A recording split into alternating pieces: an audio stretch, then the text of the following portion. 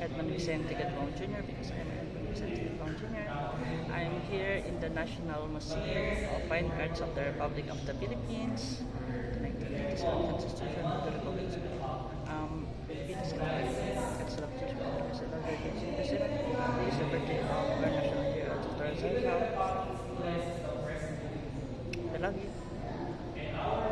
Happy birthday to you. Happy birthday to you. Happy birthday. Happy birthday to you. 2 Corinthians 13:14. In the grace of the Lord Jesus Christ and love of God, the fellowship of the Holy Spirit be with you all. Let's love the Lord. Peace. Love you, Miss Universe Philippines.